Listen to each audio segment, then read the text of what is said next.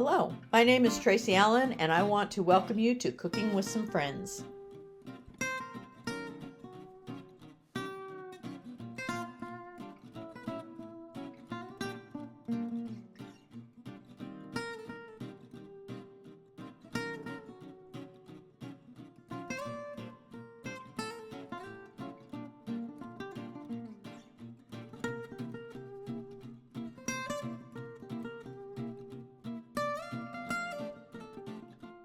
Good afternoon and welcome to Cooking with Some Friends.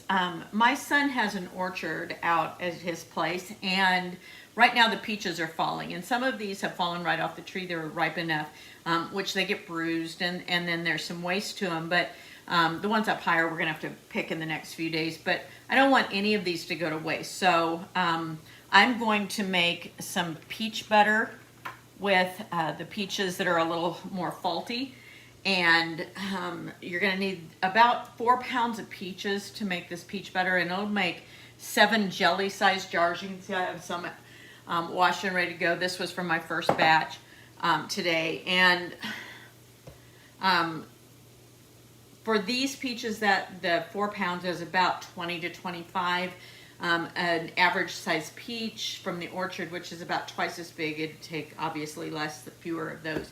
But then I'm going to need some water to go in my mixture, a tablespoon of cinnamon or less if you would prefer, and then the juice of a whole lemon.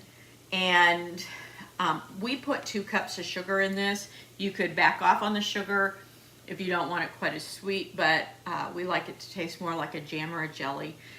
So we use 2 cups of sugar. But before I'm ready to use any of those other ingredients, I need to get the skins off and take the pit out and slice up my peaches that I have. And it's very easy. I have a pot of boiling water, and I'm going to make an X in the top of my peaches, and I'm going to do these in two batches. So you make your X, and then I'm going to drop about 10 to 12 of these in my boiling water for 60 seconds. At that point, I'm going to lift them out with my strainer and put them right into an ice water bath and let them cool down, stop the cooking process. And then I'll be ready to peel, and the skins will just fall right off, and to take the pit out of these and to slice them up. So I will come back after I've done that, but let me show you. 2, 4, 6, 8. This just makes it a little easier for the skins to fall away when you go to peel them. So I'm just going to gently put these down in the boiling water.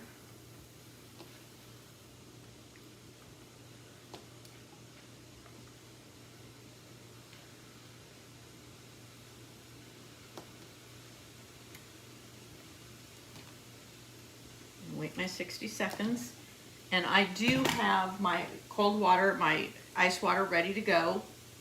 I'm going to go ahead and get these ready while I'm waiting for that 60 seconds to be up.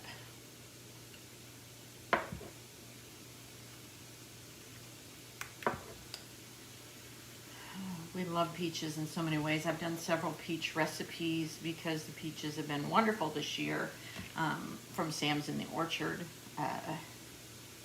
But these, like I said, they've got such a good flavor, and they're really juicy peaches. So I just hate to see them go to waste. Okay. It's probably been a little longer than 60 seconds. But I'm going to lift those out and put them right into my ice water bath.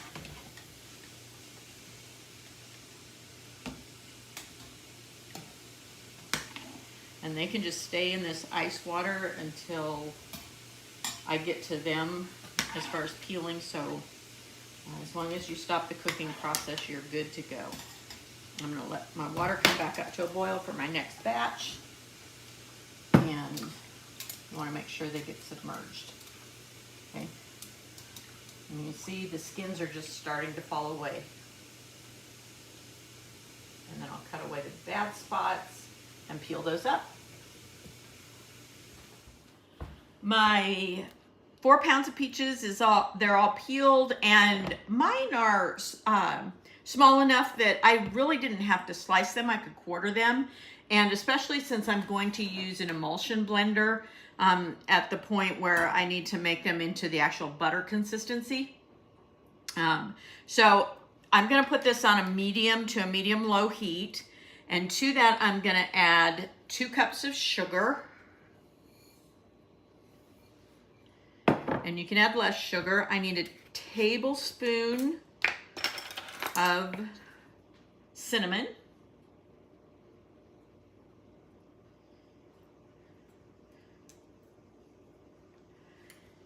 I need the juice of 1 lemon, which I've juiced a fresh lemon. And then I need 1 cup of water. So I want to bring this up to heat it and bring it up to a boil and let it, then maybe drop the temperature just a little bit and let it simmer for 15 to 20 minutes. And at that point, I will be able to use that blender, and I'll come back in at that point and show you how to actually mash those up and get them the consistency of what we're looking for. But this is going to take a while to actually cook it down, get the peaches soft enough that I can use that blender. The peaches have been simmering for about 15 or 20 minutes, and so now I'm ready to use the emulsion blender, and this will help chop those up into more of a butter consistency. Make sure you don't pull it up out of the peach mixture all the way, because then it'll splatter, and that is really hot.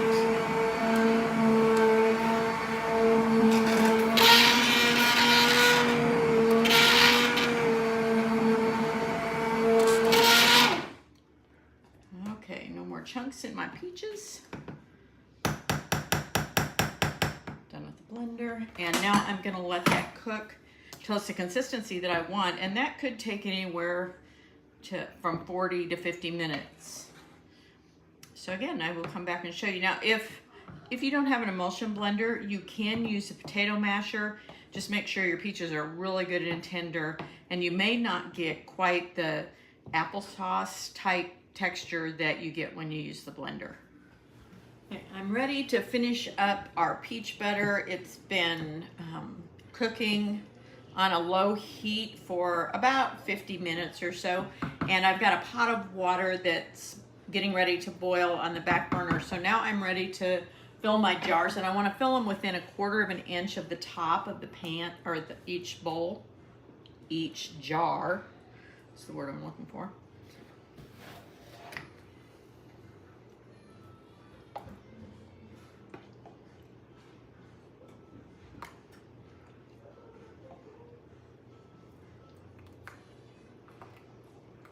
If you have a funnel to use, that really does help keep the mess down. And then I'll take a fresh lid and I'll put that on top, seal it up, and continue this process. Then I'm going to put it in that hot water bath, and I'm going to make sure the water is at least 1 inch over the tops of the jars, and let that go for 15 minutes. Take them out and set them out on a towel and let that set for 24 hours, making sure they seal. If that button doesn't pop down on the top of your jars after an hour or so, it's not going to. And so at that point, I would take those jars and put them in the fridge. But I've made a couple batches, and I haven't had one, a couple batches today, and I haven't had one that hasn't sealed. So anyway, fill your jars within 1/4 of an inch to the top. Drop them into your hot water bath so that it's about 1 inch above, the water's about 1 inch above. Process for 15 minutes, take them out, and you're done.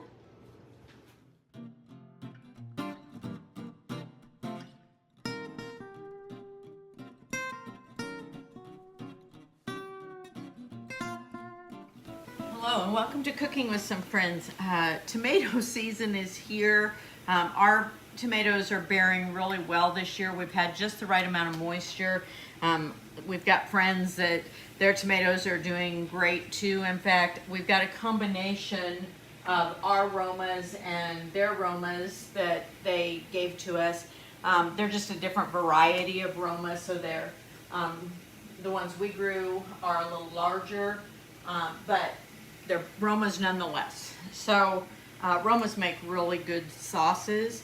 And so in my pot, I have washed and put in 12 pounds of Roma tomatoes, and these are going to cook down, and so I don't have to worry about my pan being too full or whatever, because they're going to cook down. And then I'm going to use my mill to get the juice out, and the juice is what I'm going to use. Now this recipe that I'm going to use for this pasta sauce that I'm going to make actually came from a good friend of mine. She's kind of camera shy, so she didn't want to do the video with me, but anyway, Linda gave me this recipe for her pasta sauce.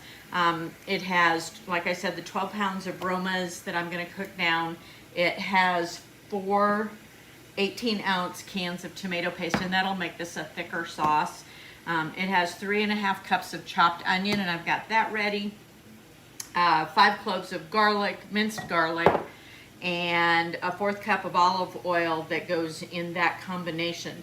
Then I'm going to take another 1/4 cup of olive oil, and I'm going to cook 3.5 pounds of hamburger with some salt in it, and then I'm going to add some spices. It calls for a 1/4 cup of brown sugar, some pepper, oregano, basil, and paprika. So then we're going to process that in the canner. So anyway, this is a long drawn out process, but I'm going to show you it step by step. I'll come back and show you when these have cooked down and then I've juiced them. So as you can see, the tomatoes are breaking down really well.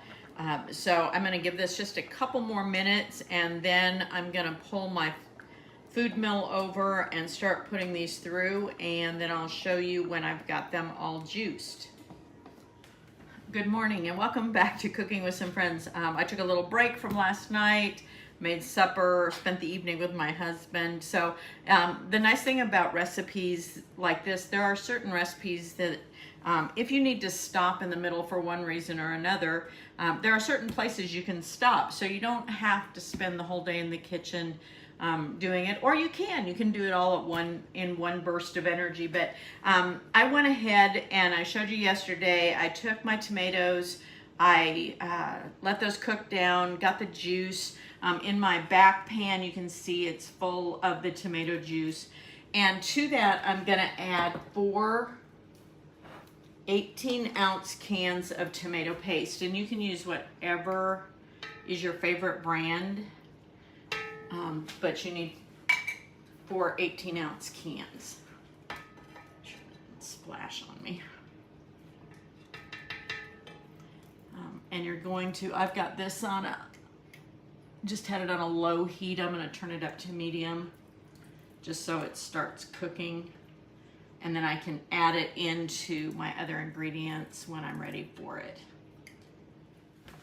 Okay, I've got all my tomato paste in my tomato juice that I cooked the tomatoes down, ran them through the mill so that I could just get the juice, and then I put those 4 cans, 18-ounce cans of tomato paste in there, and that's on a medium heat, and I'm just going to let that cook for a while. In my other pan, in a pretty good sized pan, you need to cook your hamburger. You can choose to do this recipe without meat, but Linda's recipe originally calls for meat, so I'm going to honor that. And I have 3.5 pounds of ground beef that I'm going to put in about a 1/4 cup of olive oil, and I'm going to brown that, and then I'm going to take that out and drain it.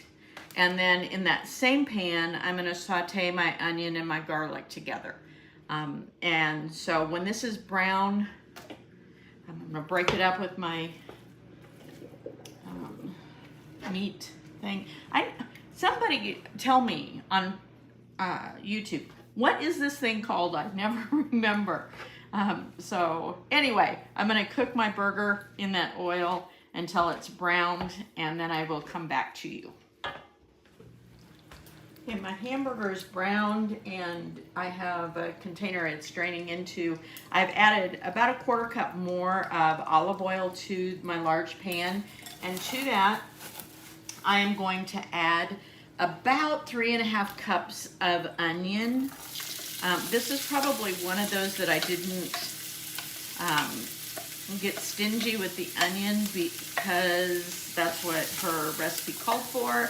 And so I wanted, again, to make sure I was true to the recipe as I could be. So I'm going to saute the onion, and then I'm going to, when it's starting to get translucent, I'm going to go ahead and add 5 cloves of minced garlic to it. So I don't want the garlic in there the whole time, but I want it in there most of the time. Turn my heat down just a little.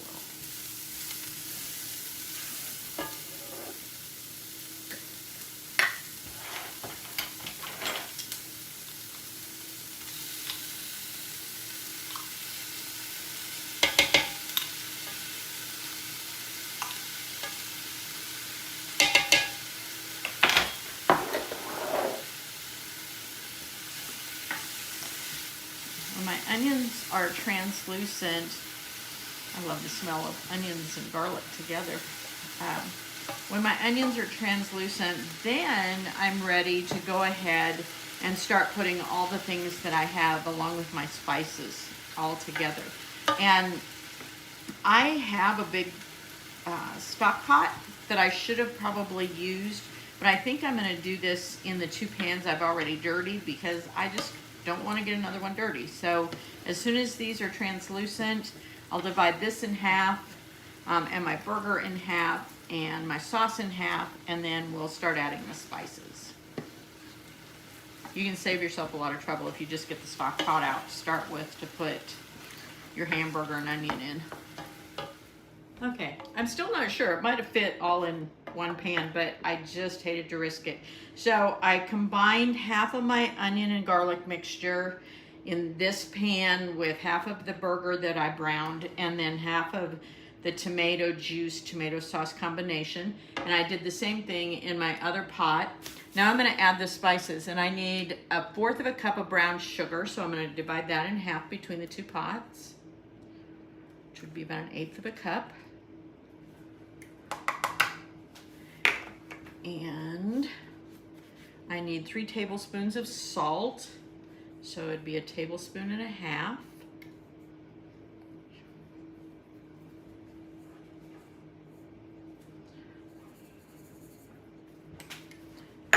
And I need paprika. I need 1.5 teaspoons. So I'm gonna use my 1/2 teaspoon. I'm gonna add all these spices in, and then I'm gonna have these come up to a boil. Ooh, that one's popping at me. I'm gonna turn that down for a minute.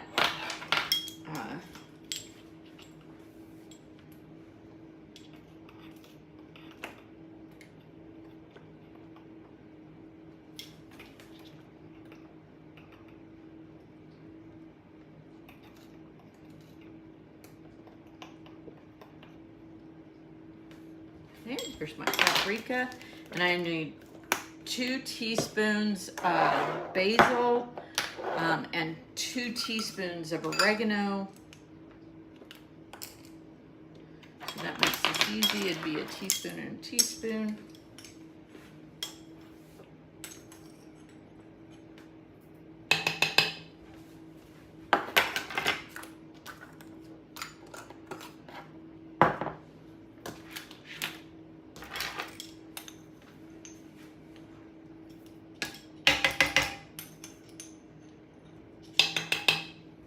And the only other thing I'm going to add to it is some pepper, just some black pepper. And I need 2 teaspoons of that as well. The lid doesn't like to stay on there. So this is 1/2 teaspoon, my little measuring. So there's 1 in that pot and 1 in that pot. So I'm going to bring these both up to a boil, And then I'm going to drop the heat down again to a simmer, and I'm going to simmer that and let it thicken up even more. But as you can see, it's nice and thick. I don't like the thin pasta sauces that you get. So I'm going to let this cook. After it comes to a boil, I'm going to drop it to that simmer and let it cook for about 45 minutes.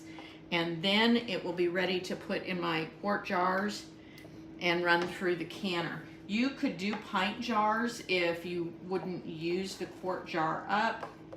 And it would just make twice as many jars. Linda told me that a lot of times what she'll do is if she can't use the whole thing, she'll open the can that she's prepared, use what she needs out of it, and then freeze it in a Ziploc bag, and then she has it, the rest of it, to use later so it doesn't go to waste. So even if you do quart jars, you could do it that way. So again, I'm going to let this simmer for about 45 minutes to thicken up even more, and then I'll put it in the jars.